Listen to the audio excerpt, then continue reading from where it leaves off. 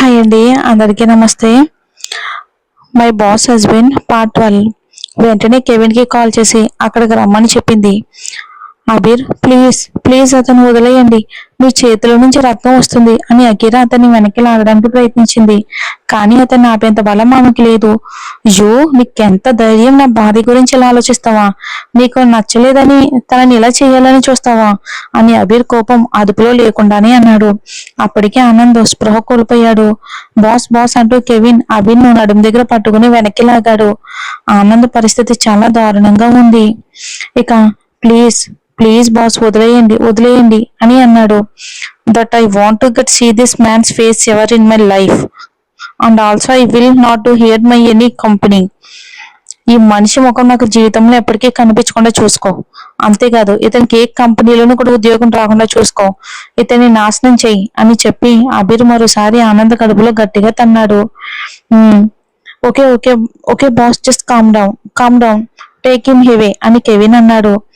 Boss, అతని విషయం నేను చూసుకుంటాను, మీరు ప్రశాంతంగా ఉండండి ప్లీజ్. మేడం, వీరిని ఇక్కడి నుంచి తీసుకెళ్ళండి. అసలు ఏం జరిగిందో కెవిన్కి అర్థమైంది. అకీరా వెంటనే వెళ్లి తనంతట తానే అబీర్ చేతిని తన చేతిలోకి తీసుకుంది. కళ్ళతోనే అతన్ని శాంతించమని వేడుకుంది. అకీరా స్పర్శతో అబీర్ కొంచెం శాంతించాడు. ఆమెతో కలిసి అక్కడి నుంచి వెళ్ళిపోయాడు. అకీరా ముందుగా తన జేబులో నుంచి టవల్ తీసి అతని చేతికి కట్టింది. ఇంత రక్తం వస్తుందో చూడండి, అకీరా కొంచెం కోపంగా అంది. ఆమె కళ్ళల్లో కనిపిస్తున్న బాధ చూసి అతనికి కాస్త ఊరటగా అనిపించింది. అతను ఒక చేతిని ఆమె భుజంపై వేసి తనని దగ్గరికి లాక్కున్నాడు. ఇద్దరు సముద్ర తీరంలో నడుస్తూ వెళ్తున్నారు. ఇకపై ఇలాంటివి ఏమీ భరించకూడదు, నేరుగా అక్కడికి ఎక్కివ్వాల్సింది అని అబీర్ తన కోపాన్ని తగ్గించుకోవడానికి ప్రయత్నిస్తూ అన్నాడు. నాకు ఆకలిగా ఉంది, పదండి ఏదైనా తిందాం. స్టాఫ్ తో కలిసి వెళ్ళటం నాకు ఇష్టం లేదు అని అకీరా అంది. ఇప్పుడు ఆ విషయం గురించి మళ్ళీ మాట్లాడాలని ఆమెకి లేదు. ఓకే పద అని అబీర్ అన్నాడు. ఆమెకు వాళ్ళ ప్రైవేట్ ఐలాండ్ కి తీసుకువెళ్ళాడు ఆమెను. అకిరాకి ఇంకా జరిగిన సంఘటన గుర్తొచ్చినప్పుడల్లా ఒళ్ళు జలధరించేది. ఆమె ఎంత నీచమైన స్థాయికి దిగజారిపోయాడో తలుచుకుని ఆమెకు అసహ్యం వేసింది. అకిరా, డిన్నర్ వచ్చేసింది అని ఆలోచనలో మునిగిపోయిన ఆమెను అబీర్ పిలిచాడు. ఆమె చూసేసరికి అక్కడ ఉన్నవన్నీ తనకి ఇష్టమైన వంటకాలు ఉన్నాయి. ఆమె అతని వైపుకు చూసి చిన్నగా నవ్వింది. భోజనం పూర్తయ్యాక ఇద్దరు కాసేపు బయట సముద్ర తీరంలో కూర్చున్నారు. ఆ తర్వాత నిద్రించడానికి వెళ్లారు. 10 గంటలైనా అకిరా ఇంకా పడుకునే ఉంది. కానీ అబీర్ మాత్రం ఉదయం 6 గంటల నుంచే తన పనిలో నిమగ్నమై ఉన్నాడు. ఇక అకిరా మాత్రం హాయిగా బద్ధకంగా అప్పుడే లేచింది. ఇక 5 నిమిషాల తర్వాత అకీరా చేతిలో ల్యాప్టాప్ పట్టుకుని పనిచేస్తున్న అబీర్కి గుడ్ మార్నింగ్ చెప్పింది. గుడ్ మార్నింగ్ అని ఆమె అంది. మార్నింగ్, ఫ్రెష్ అవ్వు, మనం ఒక చోటుకి వెళ్ళాలి అని అబీర్ అన్నాడు. అతని పూర్తి దృష్టి మాత్రం తన పనిపైనే ఉంది. ఇంత తొందరగా ఎందుకు, ఇంకా 7 గంటలే కదా అని అకీరా బద్ధకంగా అంది. కిటికీలు మూసి ఉండటంతో బయట ఎంత వెలుతురు ఉందో ఆమెకు అర్థం కాలేదు. అంతేకాకుండా అబీరు లైట్స్ కూడా ఆఫ్ లోనే ఉంచాడు. ఆమె సరిగ్గా రెస్ట్ తీసుకోవాలని అలా చేశాడు. ఏంటి అని అబీర్ ల్యాప్టాప్ నుంచి ఆమె వైపుకు చూశాడు. గడియారంలో అప్పటికే 10 గంటల 15 నిమిషాలు అయింది. కానీ ఆమెకు మాత్రం ఇంకా 7 గంటలే అనిపిస్తుందా? ఏమైంది? అతని రియాక్షన్ చూసి అకీరా అడిగింది. 10 గంటల 15 నిమిషాలు అయ్యింది అని అబీర్ అన్నాడు. ఆమె కోసం ఒక సర్ప్రైజ్ ప్లాన్ చేసి పెట్టుకున్నాడు. ఇలాంటివి చేయటం అతనికి అలవాటు లేదు. కానీ ఇప్పుడు ఆమె సంతోషంగా ఉంచడానికి కొత్త కొత్త విషయాలని ప్రయత్నిస్తున్నాడు. ఏంటి, మీరు నన్ను లేపలేదా? 9 గంటలకు గేమ్స్ మొదలవ్వాల్సి ఉంది. ఇప్పుడు మనీషా మేడం అనవసరంగా ఏదో ఒకటి అంటారు అని అకీరా కొంచెం భయపడింది. ఇప్పటికే నిన్న జరిగిన సంఘటన వల్ల ఎవరు ముఖం చూడాలని కూడా ఆమెకు అనిపించడం లేదు. కానీ చివరికి వాళ్ళంతా తన కొలీగ్స్ కదా, ఎప్పుడో ఒకప్పుడు వాళ్ళని ఎదుర్కోవాల్సిందే. అకీరా, నీకు అక్కడికి వెళ్ళాలని ఉందా అని అబీర్ ఆమె వైపుకు చూస్తూ అడిగాడు.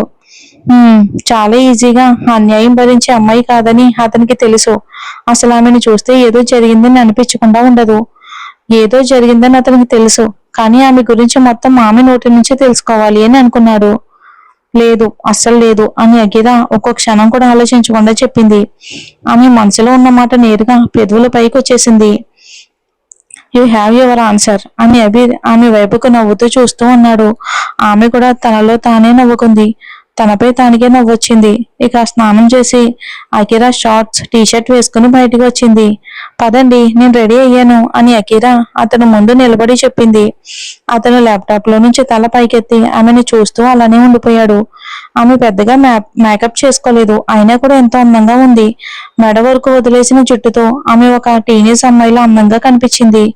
వెళ్ళటం లేదా అని అతను అలాగే మౌనంగా ఉండటంతో అకిరా అడిగింది, ఒక మనిషి ఎంత పని చేయగలడు? పనికి కూడా ఒక హద్దు ఉంటుంది కదా. ఇప్పుడు 2 రోజుల సెలవుల్లో కూడా పని చేస్తున్నారు. ఇంకేం మాట్లాడగలదు? ఒక్క సెకండ్ ఇవ్వు అని అబీర్ అన్నాడు. తను ఒడిలో పెట్టుకున్న ల్యాప్టాప్ ను క్లోజ్ చేసి బయలుదేరడానికి రెడీ అయ్యాడు. పద ఇప్పుడు అని అబీర్ తన ఫోన్ చేతిలోకి తీసుకుని లేచాడు. బయట ఎండగా ఉండటంతో సముద్రపు నీరు కూడా వెచ్చగా మారిపోయింది. వెచ్చని నీటిలో స్విమ్మింగ్ చేయాలా అని అకిరా అడిగింది. తనకు స్విమ్మింగ్ చేయాలని ఉంది, కానీ అతను ఎందుకు స్నానం చేసి రమ్మన్నాడో ఆమె అసలు ఆలోచించలేదు. స్విమ్మింగ్ ఇప్పుడా అని అబీర్ ఆశ్చర్యంగా ఆమెను అడిగాడు. ఆమె స్విమ్మింగ్ చేయాలనుకుంటుందని అతను అనుకున్నాడు. మీరు బయటికి వెళ్ళాలి అన్నారు కదా అని అకిరా అతని వైపుకు ప్రశ్నార్థకంగా చూసింది. అవును మరి అని అబీర్ కూడా ఆమె వైపుకు అదే ప్రశ్నార్థకంగా చూపుతూ చూశాడు. సారీ నేను ఈత కొట్టడానికి బయటికి వెళ్దాం అనుకున్నాను. బయట అంటే ఎక్కడైనా కావచ్చు కదా. ఇక్కడ సముద్రం ఉంది, అక్కడ కూడా సముద్రం ఉంది, ఇంకా అటువైపు కూడా సముద్రమే ఉంది.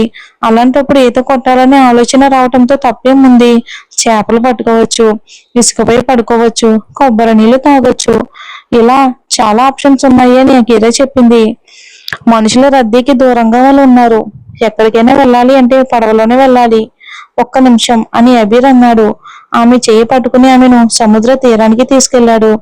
స్పీడ్ బోట్ అని అకిరా కొంచెం ఆశ్చర్యంగా వెనక్కి అడుగు వేసింది.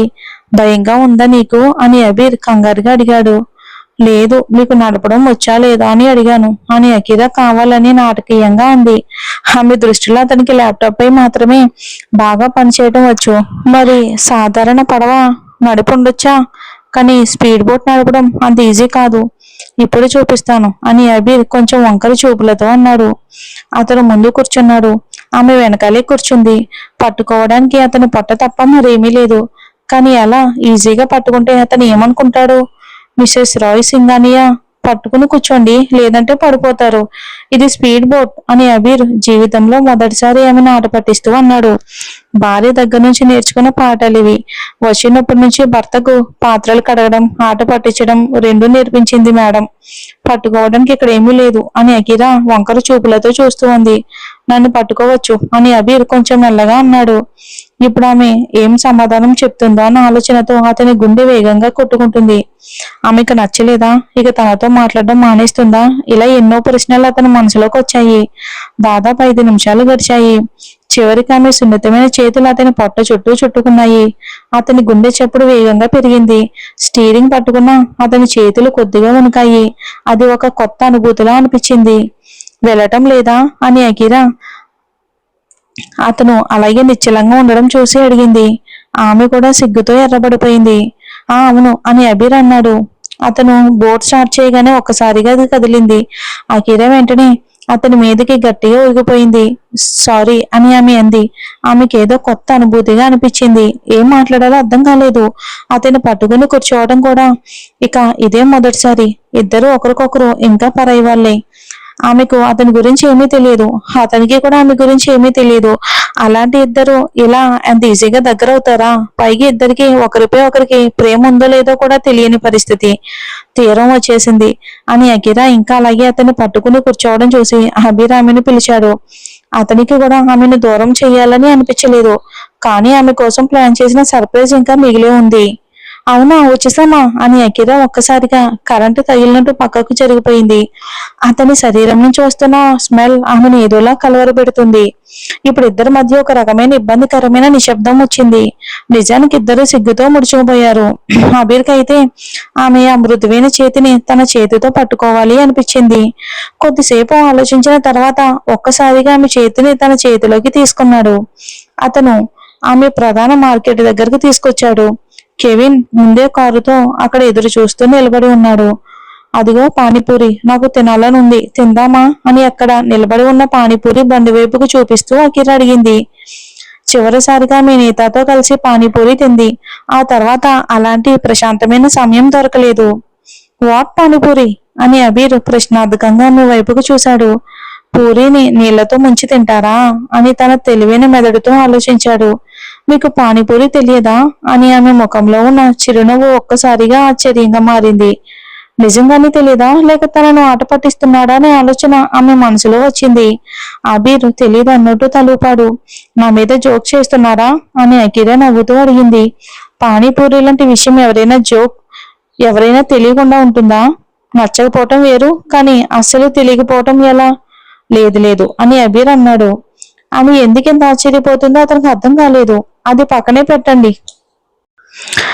తింటారా? నాకు పానీపూరి అంటే చాలా ఇష్టం. నేను చాలా రోజులుగా తినలేదు అని అఖిల బ్రతిమాలుతున్నట్టుగా అడిగింది. ఈ విషయం తెలియని అతను ఏ మాత్రం పట్టించుకుంటాడో అనుకుంది. ఓకే ఓకే నువ్వు తిను అని అబీర్ అన్నాడు. ఆమెతో పాటు ఆ బండి దగ్గరికి వెళ్ళాడు. అతను ఇంతవరకు బయట ఎప్పుడు ఏమీ తినలేదు, కానీ ఆమెకి నువ్వు చెప్పడం కూడా అతనికి కష్టంగా అనిపించింది. అందుకే మధ్య మార్గం ఎంచుకున్నాడు. భయ్యా 2 పానీపూరీలు ఇవ్వండి. మీకు కారం కావాలా లేక తీపి కావాలా అని అఖిల ఆర్డర్ ఇస్తూ అడిగింది. ఇక అప్పుడు అబీర్ని అడిగింది. లేదు లేదు నాకొద్దు, నువ్వు తిను అని అబీర్ అన్నాడు. ఇది అంత కారంగా ఉంటుందని అస్సలు అతను ఊహించలేదు.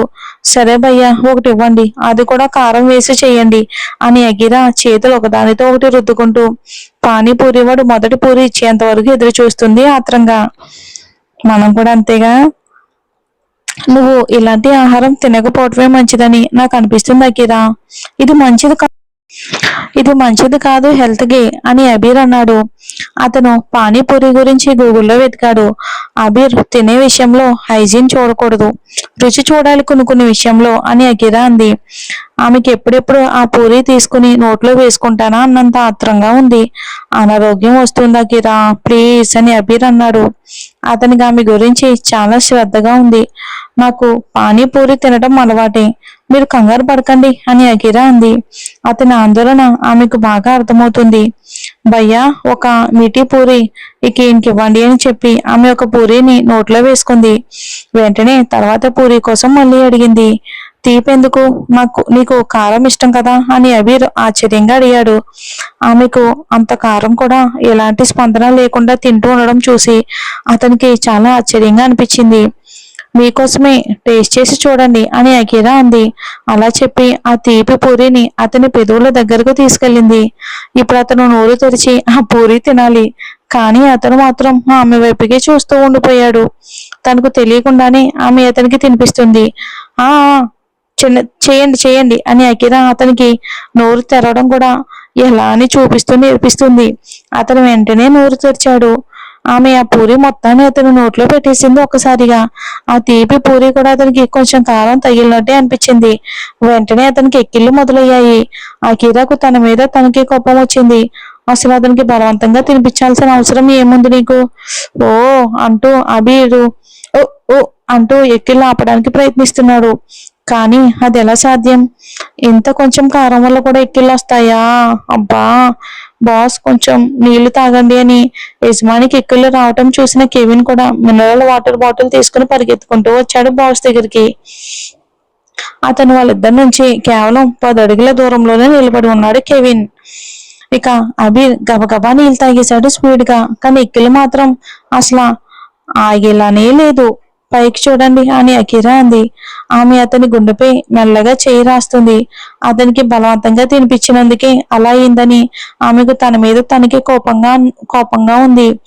అబీర్ పరిస్థితి చూసి కూడా తనకి చాలా బాధగా అనిపించింది.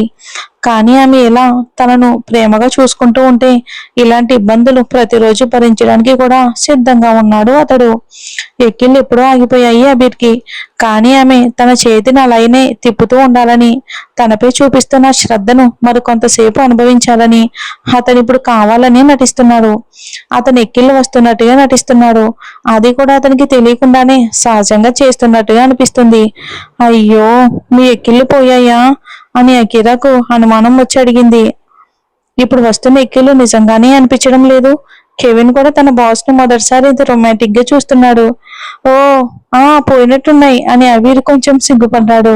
తన దొంగతనం దొరికిపోయింది. ఆమె వెంటనే తన చేతిని వెనక్కి తీసుకుంది. కానీ అబీర్ వెంటనే ఆమె చేతిని పట్టుకుని అలాగే తన గుండె మీద పెట్టుకున్నాడు. నీ చెయ్యి ఎప్పటికీ నా గుండె మీద ఉండిపోవాలి అని అబీర్ ఆమె చేతిని పట్టుకుని అన్నాడు. ఆ మాటలు అతని నోటి నుంచి సహజంగానే వచ్చేశాయి. అవునా, కానీ నడిచేటప్పుడు కూడా ఇక ఇలాగే చేయి పెట్టుకుని నడవాలా అని అకీరా అతని రొమాంటిక్ భావాన్ని అసలు అర్థం చేసుకోలేదు. అబీర్ ఏం మాట్లాడకుండా ఆమె చేతిని తన గుండె మీద నుంచి తీసి తన చేతిని పట్టుకుని నడవడం మొదలు పెట్టాడు. కెవిన్ పరిగెత్తుకుంటూ వెళ్లి కారిడోర్ తెరిచాడు.